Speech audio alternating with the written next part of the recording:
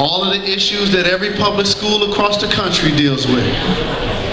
But I'll tell you this, 98% of my students, they come to school every day. 98%. And they're committed to learning. They're committed to shattering a lot of glass ceilings. Trust me, I've been to a lot of legislative meetings, and they talk to me ad nauseum. Jalen, you're actually going to start a school with a longer school day, with a longer school year? The parents are going to go for that? The students are going to go for that? Yes, because they want to do something special. Gone are the days, and I'm pretty sure most adults in here can appreciate this next comment, where you can get a high school diploma and it's going to take you everywhere you need to go. That was the 80s in Detroit when I grew up, where you could drop out of high school, go work at the plant. If you was willing to work 40 hours a week, before you knew it, you could be making as much money, if not more money, than your parents.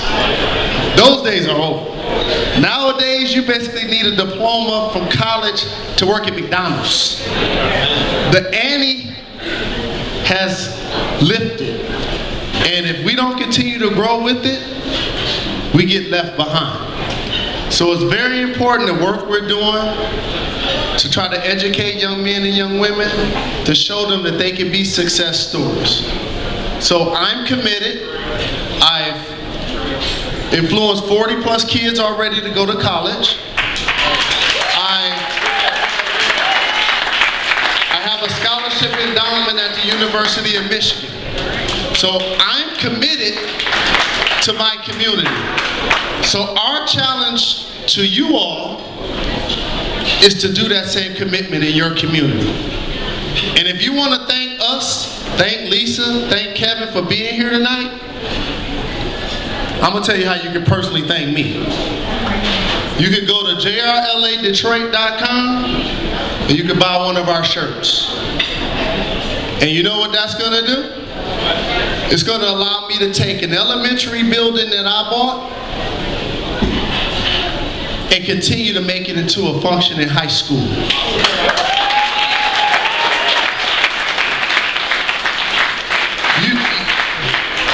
A lot of people probably can relate to this. You guys ever heard of the term caffeinasium? Yes. Okay, that's what we have at our school. And the caffeinasium is the gym and the lunchroom, right? It's, Lisa Leslie could go in there and make a full court shot. But we need that space. What is the difference between successful private schools versus average or below average public schools? One thing, money. I'm from Detroit. I went to college at Michigan. The difference between the University of Michigan and Eastern Michigan is donors. And we're here to get you guys to understand that this movement is very serious. And I'm not going to get political, but I know we all been watching CNN and headline news here lately, right? And I know sometimes I toe the line to say what I should say or say what I shouldn't say, but most importantly, I always say what I want to say. So I'm going to say this.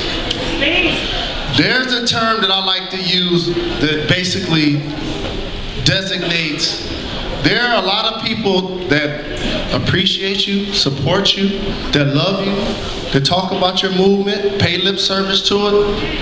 I call that bringing flowers to your funeral. Like something happens, oh man, I'm going to go pay my respects. And rightfully so. They bring flowers to your funeral. But who's going to bring you soup when you're sick? Flowers to the funeral versus soup when you're sick. If something tragically happened to me tonight, unfortunately, I have people all across the globe want to write checks for our school, want to give back to the cause. Big checks, I'm sure. But the problem is, I won't be here to enjoy it. I won't be here because I helped lay the foundation for something special for our young men and young women at our school. Now, how does that relate to the circumstance that's been in the news lately? I'm gonna bring it full circle. There are a lot of people that now have saw what happened with the unfortunate, tragic, horrific murder of Trayvon Martin. We all saw that, right? Yeah. And I don't care what your political views are. I don't really even care what you think about the verdict. I personally could not stand the verdict. It made me sick to my stomach. So much so, I've been watching the news like this the last 48 hours, in the days. Like, I'm dead serious. Like, the juror, I think 37. I can't front. I've watched that interview 50 times. But in life, a lot of times, it's not what happens to you, it's what you do about it. What are you going to do about it? How are you going to help influence change? Now there are a lot of people, and I'm happily to know that after that happened, there are a lot of people that rededicated themselves to want to give back to their community, to want to uplift their family, to be down for what we call the cause. See, for me, this is not a fad. I'm already doing this. I've been doing this, and we're going to keep doing it. And people like you guys make it possible. There's so many places you guys can be champagning and campaigning right now. And for you guys to be here for us tonight, it really means a lot. So I personally want to thank each and every one of you for being here. And I'm not asking everybody to write a check before they leave or pay for the food, or that shrimp look good. I didn't even eat.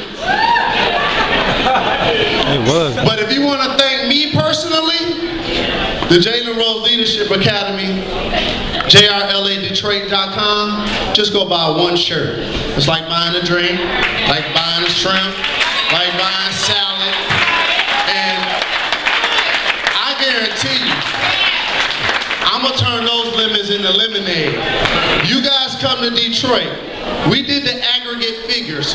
Remember, I have a public school, and I'm trying to give these young men and young women the same education the kids get at private school.